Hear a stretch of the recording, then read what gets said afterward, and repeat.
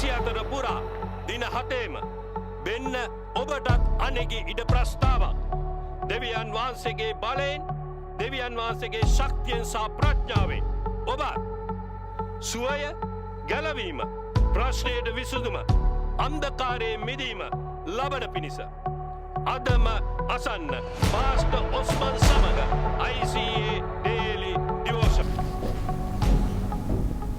සුබ උදෑසනා, good morning. කොහොමද?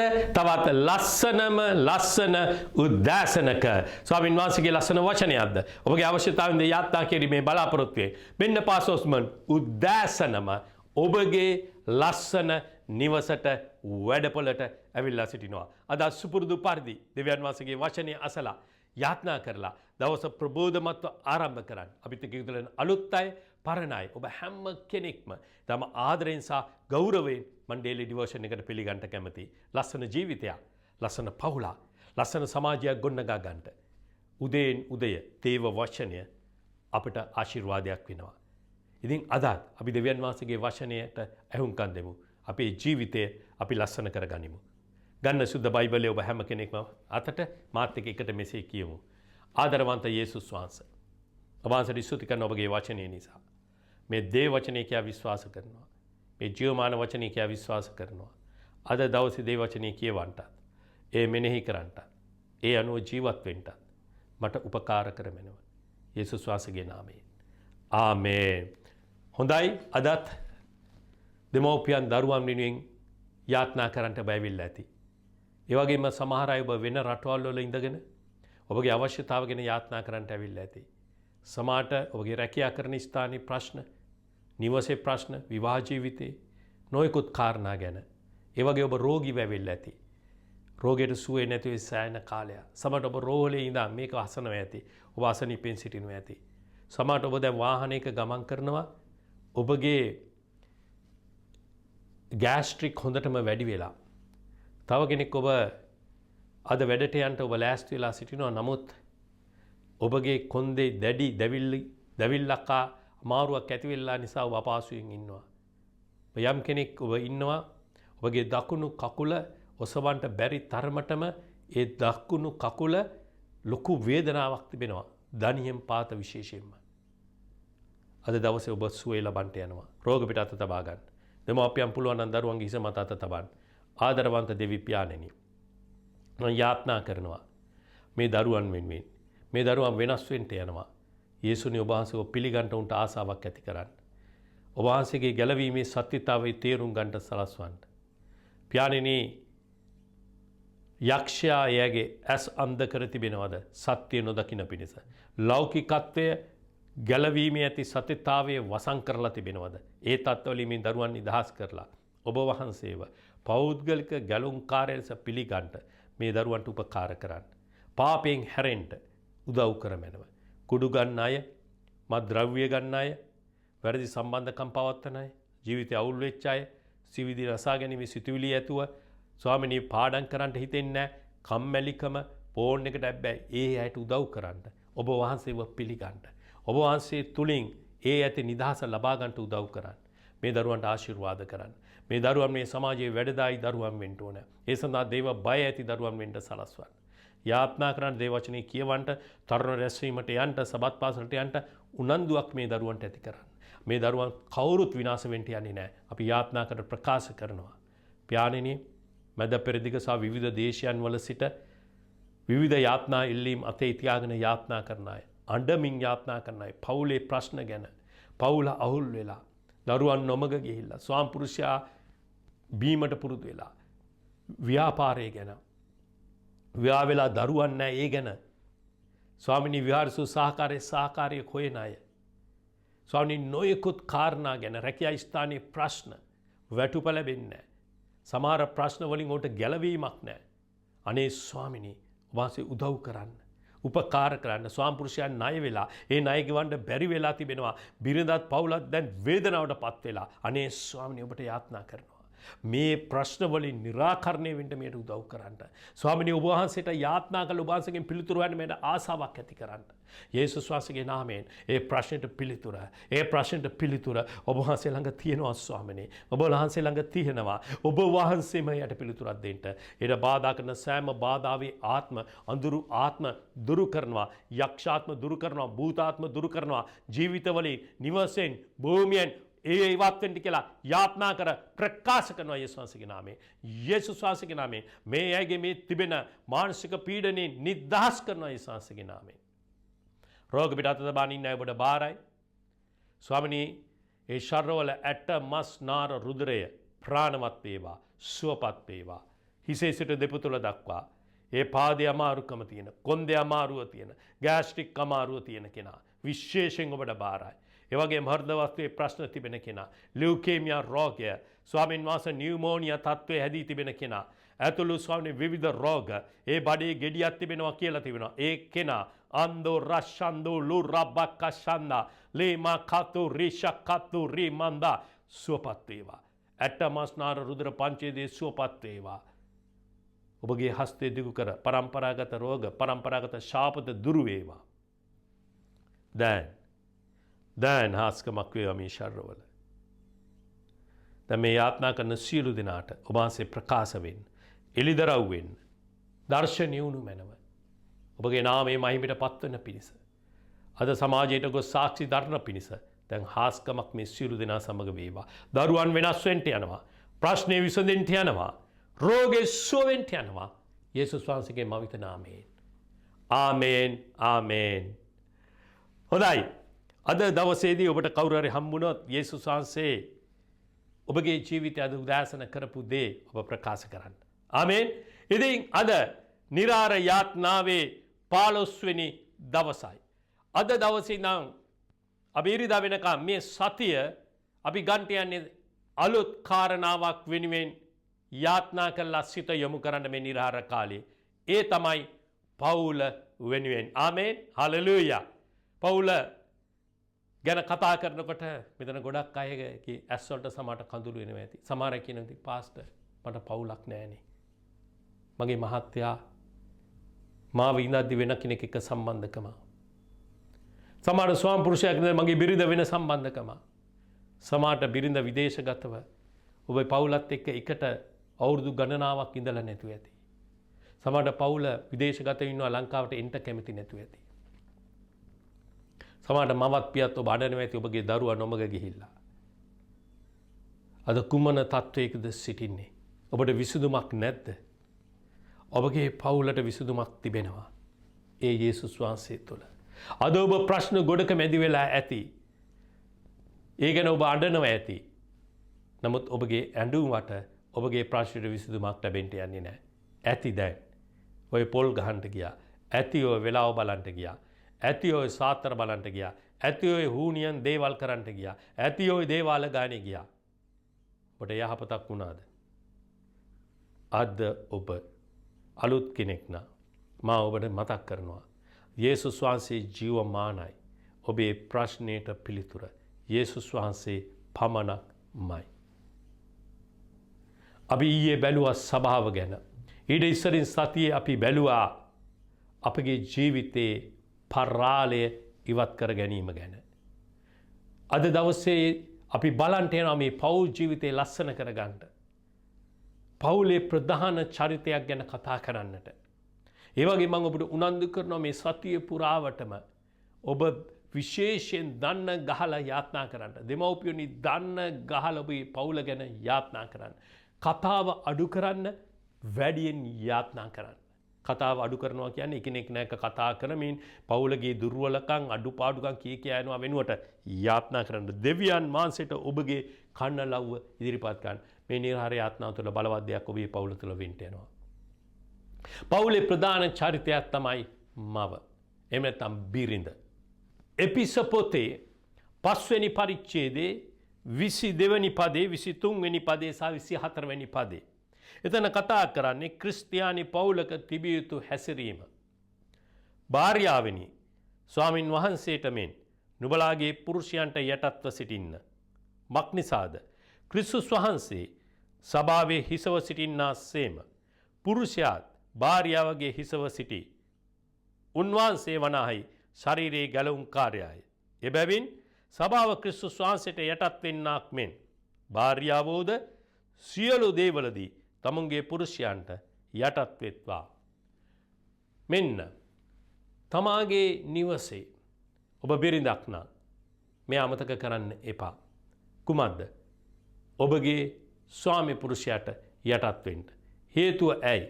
සභාව යේසුස් වහන්සේට යටත් වෙන්නක් මෙන් ඔබත් ඔබගේ ස්වාමි පුරුෂයාට යටත් වෙන්න. ඔබ කියයි ඇයි පාස්ටර් එහෙම වෙන්නේ? මම යටත් වෙන්නේ නැහැ. මම තමයි මුදල් හොයන්නේ. මම තමයි වැඩියෙන් ඉගෙනගෙන ඉන්නේ. මගේ මාත්‍යා මොනව දෙයක්වත් කරන්නේ නැහැ. නමුත් දේව වචනයට ඔබ කීකරු වෙනවා නම් මේ තුල විශාල ආත්මික අර්ථයක් රැඳී තිබෙනවා. අපි ලෝකේ ප්‍රතිපත්ති වලට වඩා අපි මුල් තැනක් දෙන්නේ දෙවියන් වහන්සේගේ වචනයටයි. සමහර විට ඔබට සමහර දේවල් කරන්න දේ වචනේ කියනකොට ඔබට තේරෙන්නේ නැතුව ඇති. හැබැයි ඒ තුල යම් විශාල අරුතක් තිබෙනවා. අපිට තියෙන්නේ කොන්දේසි විරහිතව දේව වචනයට කීකරු වෙන්න. මොකද දෙවියන් වහන්සේ සර්ව බලධාරී සර්ව පරාක්‍රම දෙවියන් වහන්සේයි. මෙය දේව කැමැත්තයි. සෑම භාර්යාවක්ම ඔබගේ ජීවිතයේදී ඔබගේ ස්වාමි පුරුෂයාට යටත්ව සිටින්න ඒක වහල් සේවයක් නෙවෙයි. නමුත් ඔබ ඔහුට මුල් තැන දෙන්න. ඒ ඊටාම වැදගත්. එයා තමයි නිවසේ හිස. ඔබගේ හිස. ස්වාමි පුරුෂයාට ඔබ යටත් නොවනකොට ඔබ දෙවියන් වහන්සේගේ ආධිපත්‍යයට ඔබ අභියෝග කරනවා. ඒ වගේම සෑම භාර්යාවක්ම මතක තබා ගන්න. ඔබ හැම විටම හිතෝපදේශ 31 ප්‍රකාරයේ භාර්යාවක් වෙන්න මහන්සි ගන්න. හිසගේ ගෙතීමෙන්වත් අලංකාර සෝබන දෙවියන් වලින්වත් විතරක් නොවේ. දේව භක්තිය දරන භාර්යාවක් වෙන්න මහන්සි ගන්න. මොකද එය ඔබගේ පවුලේ සියලු දෙනාටම ආශිර්වාදයක් වෙන්න යනවා. අද සමහර වෙලාවට අපි දකිනවා භාර්යාවන් ස්වාම පුරුෂයත් එක්ක එකතු වෙලා බොනවා. අයිස් ගහනවා. කරන්න පුළුවන් ගොඩාක් පව් වැඩ භාර්යාවන් කරනවා. සමහරට ලැජ්ජා බයක් නැහැ. සමහර සහෝදරියන් පුරුෂයාටත් වඩා දරුණුයි. නපුරුයි. හැමෝම නෙවෙයි. ඔබ කොයි වගේ චරිතයක්ද? භාර්යාවක් කියන්නේ ළඳ බොළඳ ප්‍රේමණීය ආදරේ හිතෙන ලෙස ජීවත් වෙන කෙනෙක්. අද මේ තාක්ෂණ දියුණුව සහ තරඟකාරීත්වයත් එක්ක ඒ භාර්යාවන්ගේ චරිතය බොහෝ වෙනස් වෙමින් පවතිනවා. ඔවුන් විදේශගත වෙනවා. මුදල් හොයනවා. ඒත් එක්කම ඒ සාර ධර්ම දේව වචනේ ප්‍රතිපත්ති ඔවුන් කඩ කරමින් සිටිනවා. ඒ නිසා පවුල අවුල් වෙලා තියෙනවා. මා විශ්වාස කරනවා පවුලේ බොහෝ ප්‍රශ්න විසඳ ගන්නට පුළුවන් භාර්යාව එහෙම නැත්නම් මව හරි විදිහට පවුලේ වැඩ ටික කරනවා නම්. ඇය පවුල රැකබලා ගනිමින් කෑම ටික පිළියෙල කරමින් ගේ දොර පිරිසුදු කරලා පවිත්‍ර කරමින් දරුවන් නිවසට එනකොට ස්වාම පුරුෂයා නිවසට එනකොට ඔබ සිනහාවක් සමග ප්‍රේමණීය ලෙස පිළිගැනීම ඒ ඇයට කෑම මේසේ පිළියෙල කර තිබීම ආදරණීය පවුලක් ගොඩනගන්නට එය ලොකු උපකාරයක් වෙන්න යනවා. නමුත් අද මුදල් පිටිපස්සේ හඹා යන පවුල් නිසා අද දරුවන් අසරණ වෙලා. ඇයි වැඩියෙන්ම දරුවන් කුඩු ගන්නේ? දෙමව්පියන්ගේ ආදරය ඔවුන්ට නැති වෙලා. දෙමව්පියන්ගේ රැකවරණය ඔවුන්ට නැති වෙලා. දෙමෝපියන්ට දරුවන් එක්ක කතා කරන්නට වෙලාවක් නැති වෙලා. ඒ නිසා භාර්යාවක් ඔබට පුළුවන් පවුල ඒක රාශී කරන්න. පවුල එකතු කරන්න. මගේ දරුවන් 3 දෙනාම දෙදෙනෙක් ඉන්නේ විදේශ රටවල් වල. ලොකු පුතා විතරයි අපිත් එක්ක සිටින්නේ. අපි සතියකට කීප සැරයක් Zoom එක හරහා එනකොට ඒකේ මූලිකත්වය තිබෙන්නේ මගේ බිරිඳට. එයා හැම වෙලේම බලන්නේ අම්මා කෝ අම්මත් එක්ක තමයි වැඩියෙන් කතා කරන්නේ. එයාගේ ප්‍රශ්න, එයාගේ නොයෙකුත් දේවල් අම්මත් එක්ක තමයි වැඩියෙන් කතා කරන්නේ. මොකද අම්මා හොඳට ඇහුම්කන් දෙනවා. අම්මා අපේ මුළු පවුල තුලම, අම්මා කියන්නේ මගේ බිරිඳ, මුළු පවුලම එකතු කරන්නට ලොකු ආශිර්වාදයක්. මගේ භාර්යාව හැම උදෑසනකම, හැම රාත්‍රියකම දරුවන් ගැන පවුල ගැන යාත්‍රා කරනවා. ඒ අල්ලන් සිටිනවා දරුවන්ව. මොකද සාතන් දරුවන්ගේ ජීවිත පවුල කඩන්ට කටයුතු කරමින් සිටිනවා. නමුත් මවගේ යාත්නාව බොහෝ උපකාරයක් වෙනවා ඒ දරුවන්ද පවුලද එක තැනක තබන්නට. ඒ නිසා මේ උදෑසන සෑම භාර්යාවක්ම යාත්නාවේ කෙනෙක් වෙන්න. ඔබ යාත්නා කරන්න ඔබගේ පවුල වෙනුවෙන්. යහපත් භාර්යාවක් වෙන්න මහන්සි ගන්න. හිතෝපදේශ 31 වෙනි පරිච්ඡේදය ඔබ කියවන්න. මේ නිරාර කාලය තුල ඔබ ආකල්ප වෙනස් කරගන්න. පවුලට ප්‍රේම කරන්න.